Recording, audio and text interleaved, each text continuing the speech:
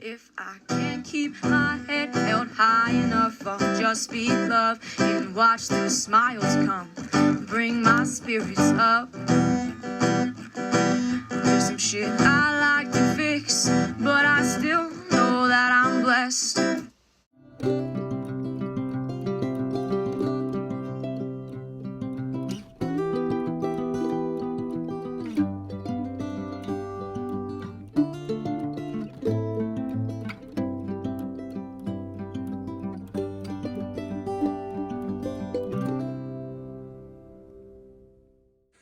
I'm going to try to read chapter 4 and 5 of the Pretty Paper Willie Nelson book we've been reading. I probably won't read too much more because we're getting out of the holiday season, and also this would hopefully encourage others to buy the book and finish reading it themselves. So this chapter is called Sunday School. I was raised up in a Methodist church in the small town of Abbott, Texas. I've never had reason to doubt the lesson I learned there. I was told that a perfect man came to earth to teach us a couple of basics: love everyone and help those in need. I've tried to follow that code, but as an imperfect man, I haven't always succeeded. During my Fort Worth years, struggling to make my way in this world, I felt moved to reconnect with my roots. So I volunteered to teach Sunday school. I liked reading the Bible stories and discussing them with kids. That meant I had to keep things simple, which is how I like it. Not all the church elders were keen on having a picker teach the young ones, but the senior pastor was a good man who saw I was sincere. He signed me up, and every Sunday I arrived with Bible in hand. Many were the times I left the bar room at 3 a.m., went home to grab a few hours of sleep before showering, putting on my suit, and heading to church. After the incident at Big Bill's, we had a week of dangerous weather. A twister had ripped through the city, destroying a trailer park and killing 3 people. The building where Bill housed his bar was badly damaged and closed up for repairs. All week long, I thought about going back to Leonard's, to see if Vernon was there, but the storm stopped me. I wondered how the storms affected Vernon. The man was still on my mind. By Sunday, the weather broke and the sun came out strong and unseasonably warm. The air was crisp and clean. Because I hadn't worked Saturday night, I got a good night's rest. I arrived at Sunday school early. Before I even began discussing the morning's lesson, Danny, a 10-year-old, raised his hand and said, "I saw on the television how that big tornado killed some people." "I saw that too," I said. "Terrible thing." "Were those bad people who died?" "Wouldn't think so. I have no reason to believe so." "Well, if God is good, why did God let it happen?" "Wasn't God who did it. It was nature." "But isn't God in charge of nature? Isn't He in charge of everything?" Danny was bringing up serious issues, and I had to pause. I owed him a truthful answer. The truth is that we don't understand everything about God. Our minds aren't that big, but I can tell you this for sure. When we let God take charge of our hearts, we always do the right thing. "How can you tell it's the right thing?" asked Danny.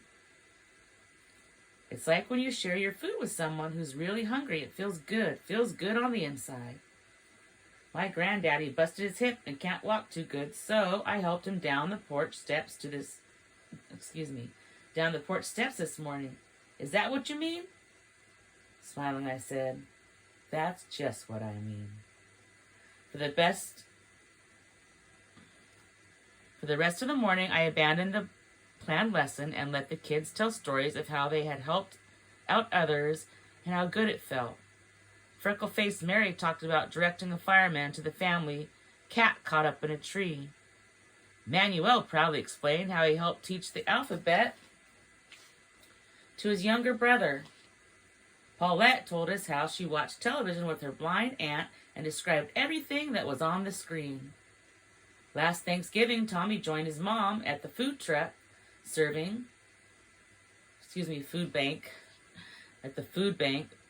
serving turkey dinner to destitute families. When everyone had a chance to talk about their good deed, Danny pointed to me and said, "Your turn." I had to stop and think, what had I done? Vernon Clay came to mind. I wanted to cite him as an example, but what could I say? He was simply someone I had written a song about. I couldn't say I'd helped him because I hadn't. "I'm working on a good cause," I said, "and you all have inspired me to keep at it." After church, I went out on my way to drive past Leonard's. Vernon wasn't there. In those days, department stores were closed Sundays and downtown was deserted, but I was back Monday afternoon, and sure enough, he was at his usual spot. He was still selling pencils, but in place of holiday wrapping paper, he had a stack of school supplies, spiral notebooks, yellow pads, and crayons. He had replaced the tattered sweater with a worn red checked flannel shirt. He still wore the same jeans cut off where his legs ended above what would have been his knees. His sing-song cry had almost changed from pretty paper to pencils, pads, and crayons. "Hey, Vernon," I said as I extended my hand. He took it and shook it forcefully. "Didn't I see you outside Big Bill's a couple Saturday nights ago?" His eyes regarded me quickly and then turned away. "Don't know who you are," he said indifferently. "Well, it was definitely you. Wasn't sure whether you'd been inside or were just passing through. What difference would that make to you? I was performing that night. I was singing with my little band, and I was wondering if you got to hear us." "Didn't hear nothing. These days I don't go out on my way to hear music." "That's a shame." "That's just a fact. Music lifts our spirits. That's the whole point of music, isn't it?" Looking away from me, Vernon didn't say a word. Looking to fill in the long silence, I said, "Didn't you say you were once a singer?" "I didn't say anything. You here to buy something or to ask a bunch of questions?" I understood Vernon's hostility. I was a busybody, invading the man's privacy. At this point, I had to figure out once and for all what it was I was doing there. What did I want from this guy? I finally said it plain. "To tell you the truth, man, I'm just damn curious about you." "You ain't the first," he shot back, "and I suspect I won't be the last. And what does all this curiosity get me?" I didn't have a ready answer. I had to think about it. A few seconds later, I gave what I thought to be a reasonable answer. "A chance to tell your story," I said. For the first time, Vernon focused his eyes directly on me. His eyes were filled with suspicion. "There's nothing in it for me," he said. "There's a chance for you to unburden yourself." "Who says I'm burdened?" he snapped. I took a chance and said, "I do. It's something I feel in your spirit." "Oh, so now you're some kind of mystical reader of spirits." "I didn't say that. I just said that I'm sensing something heavy that maybe could be lightened." Rather than respond to me, he sang out his sales song to the few people passing by. "Pencils, pads, pretty crayons." One lady, accompanied by identical twin girls, stopped to peruse the merchandise. She liked what she saw, and so did the kids. They bought a bunch of stuff with a $20 bill and told Vernon to keep the change. "Nice sale," I said. "Standing here, I must be bringing you good luck." "Standing there, you're blocking my sun." "I'll move." "Good, and keep moving." Well, that was it. Vernon couldn't have been clearer. He had no interest in making a new friend, no interest in opening up, no need of me. The only polite thing to do was to leave the man alone, so I did. "Sorry I bothered you," I said. "Good luck." I waited for him to extend his hand, or at least look up and say goodbye, but he did neither. I hear the helicopter coming, perfect timing. That's the end of that chapter. The next chapter will be Chili Rice is Very Nice.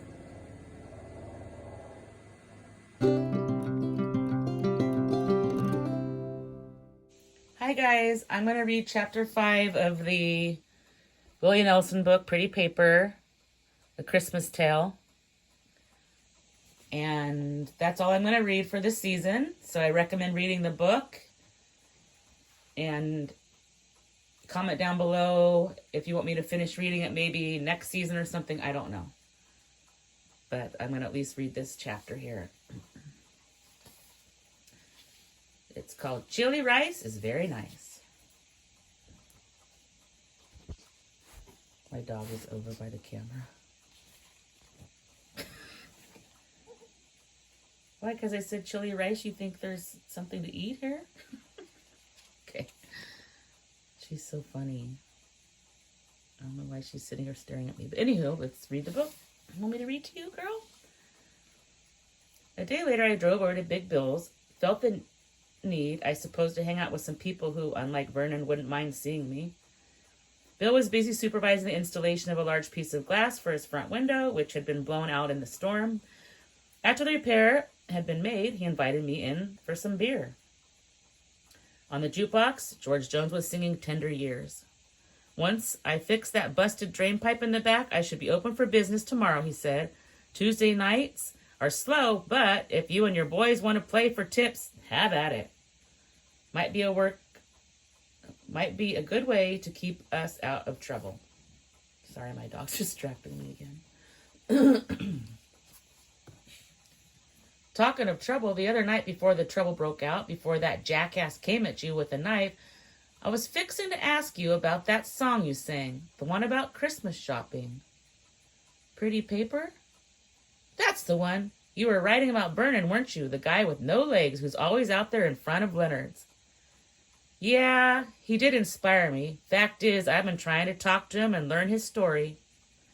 Good luck, said Bill sarcastically. He don't say nothing to no one. Been living down the street for nearly 2 years. Comes in once in a blue moon for a shot of whiskey. I give it to him for free. But he don't say a word. I'm lucky if I get a thanks. When you say down the street, where exactly do you mean? You know Chester's Chili Rice? I know where it is. Well, Chester and his wife, Essie, live upstairs, and they let Vernon stay in a shack out back. Don't ask me why. Knowing it was pointless, I didn't ask Bill any more questions about Vernon. Instead, I asked, how's that chili rice over at Chester's? Never tasted better chili, man. You gotta try it. Maybe I will. Maybe it was a sign, me stopping in at Bill's to learn without asking where Vernon lived. Maybe the universe was trying to tell me something. Or maybe it was just a bunch of coincidences. Whatever it was, my curiosity was re-aroused. And besides, I was hungry as hell. A big bowl of chili sounded good. Chili is good. There was a long line outside the door of the narrow little store. Above the open door, the sign crudely carved out of rough wood simply said, Good Eats. Nothing about Chester and his chili. I peeked inside and saw that there was no tables, only a small counter running against the back wall that allowed 7 or 8 people to stand up and eat. No stools. Most everyone was ordering takeout. I was also interested to see that the crowd was mixed between white and black, something of an oddity for Texas in the early 1960s. An old brown Crosley Bakelite radio was blasting KNOK, the Fort Worth Rhythm and Blues station. Bobby Blue Bland's Stormy Monday felt like the right song at the right time. So did B.B. King's How Blue Can You Get? The blues was brewing, and so was a huge pot of chili, whose spicy fragrance was enough to make a ravenous man dizzy. Once inside, I looked around and saw that the walls were plastered with the train schedule and punched out train tickets. There had to be thousands of them, maybe for fascinating wallpaper. As I approached the counter, I studied the face of the black man taking orders. I presume this was Chester, who looked to be in his 60s. His hair was sprinkled with gray, and his eyes were an unusual shade of green. He stood over 6 feet, and although hefty, was not fat. His manner was calm. The big, hungry crowd hardly threw him. He just kept taking orders and shouting them out to the woman behind him, who was stirring a huge pot of chili and serving it up in cardboard cups. She was half his size, a petite lady with lightning-fast hands, whose concentration was fierce. Your choices were basic, a single or a double. Most everyone was ordering doubles, so when I got to the head of the line and found myself face-to-face with Chester, I followed suit. A double, please. You probably want lemonade to go with that. Well, what else do you have to drink? That's it. Then lemonade it is. Extra large, sure thing. For here or to go? I'll eat it here. I like how you've decorated your place, I said, looking around. You work for the railroad? 40 years, proud member of the Brotherhood of Sleeping Car Porters. Congratulations. Enjoy your food. Chili rice is very nice, the lady at the stove suddenly cried out. Eat it once and you'll eat it twice, several of the inline customers yelled in response. I presume this was a ritual. I watched the woman prepare my order. She took a couple of dollops of chili and dropped them over a mountain of rice. Then she added chopped onions, a thick slab of butter, and rich red salsa. The final topping was a generous layer of freshly grated cheese. The double chili plus the lemonade was $1.25. Big Bill was right. The dish was crazy good. So good, in fact, that I had to go back for a single. Liked it, huh? Asked Chester. You bet. Hell of a recipe you got there. I know. It's a blessing how it came about. How did it come about? Here's a little picture of a little bowl of chili there with a fork, not a spoon. Let me wait on these customers behind you. The dinner rush will be over in a few minutes. Stick around and I'll tell you the story. I stuck around. I even toyed with a second single, but managed to restrain myself. The stuff was addictive. I enjoyed watching Chester and his cook working in perfect tandem. Harmony is a beautiful thing, and not just in music. The music from the old Crosley radio kept pouring out sounds that I found soothing. This was around the time that Ray Charles had released his country album, and they were playing it on all the stations, black and white. Who doesn't love Ray singing I Can't Stop Loving You? Didn't have to wait more than half an hour before the place started emptying out. I went over to introduce myself to Chester. That's my wife, Essie, he said. My wife and my sure enough partner. Is she the lady I need to congratulate for this fabulous chili, I asked. Can't take no credit for that, said Essie. She cooks it up better than anyone, said Chester, but it wasn't her idea.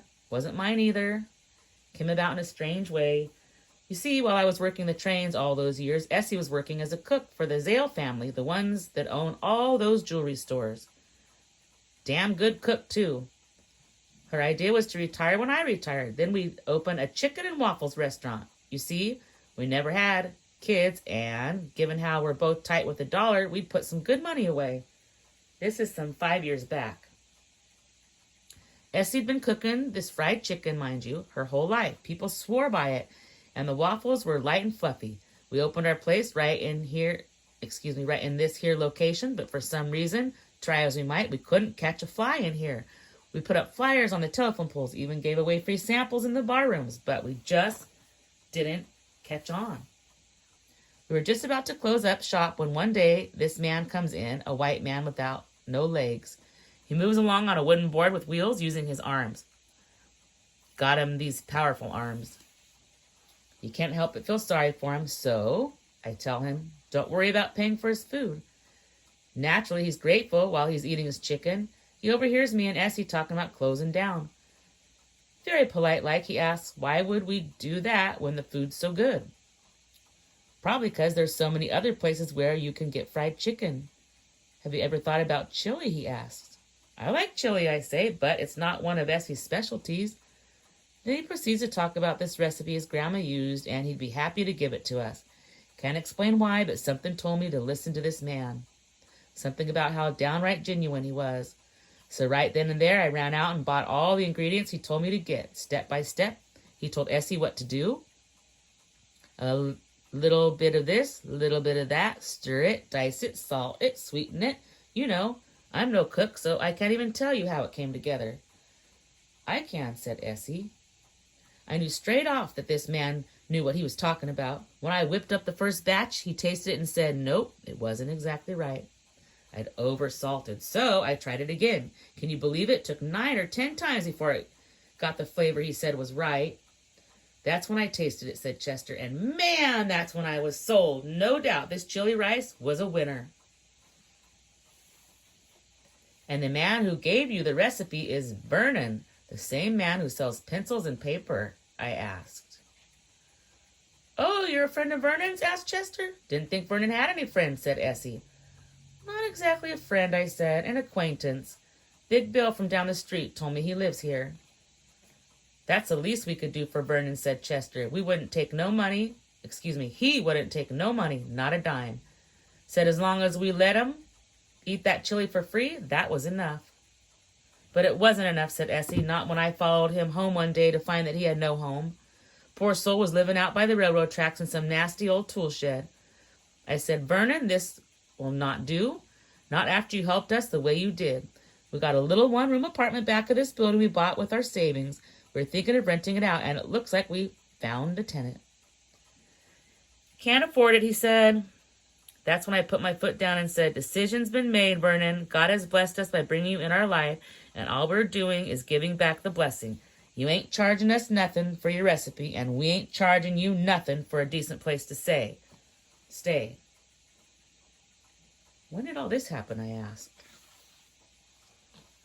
A year this past Christmas. Yes, sir, it all happened around Christmas, and then in January, this writer wrote up something nice in the newspaper about our chili rice, and suddenly we went from going broke to landing in high cotton. Beautiful story, I said. Beautiful man, said Essie about Vernon. I tried to get him to talk about himself, I said, but I didn't get anywhere. Essie laughed. When it comes to saying anything personal like he clams up, I learned that right away. You can't help but be curious about what happened to him, but out of respect, I stopped asking. Cannot for the life of me, though, understand how a human soul can live without the comfort of some company, at least every once in a while. I got the idea he'd been a musician, I said. What makes you think so? Asked Essie. Being a musician myself, ma'am, I heard the way he sang out when he was selling his paper and pencils. I thought the same thing myself, said Chester. He don't say much, but when he do, you can hear music in what he's saying. One time I thought I heard guitar music coming from his room out back. Sounded mighty pretty, too. Be good if he had him a musician friend, someone to bring out the music in him. I'd like to talk to him about that. You know what, Essie said decisively, I'm going to tell him that. No, I'm going to do more than tell him. I'm going to bring you back there and let him know what I think. He's home? He came in a few hours ago. Lord knows what he's up to all alone. About time he had a friend. Now, Essie, cautioned Chester, you best leave well enough alone. I can tell this man standing in front of me has a good heart, Essie answered. Besides, somewhere in the good book it says to do for others what they can't do for themselves. This here is one of those times. So the next chapter would be Stella Harmony, but I'm going to stop reading here. If I do get comments where people really, really want me to go on, even though we're heading out of the holiday season, I'll do it. Or maybe we can continue on next year. For sure, if nothing else, you should buy the book, borrow it from the library, and read it. It's a pretty cool book. All right, guys. Take care.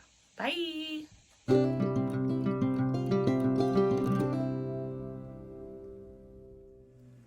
If I can't keep my head held high enough, I'll just be love and watch the smiles come. Thanks for watching. Bring my spirits up. Don't forget to stop and smell the flowers. There's some shit I like to fix, but I still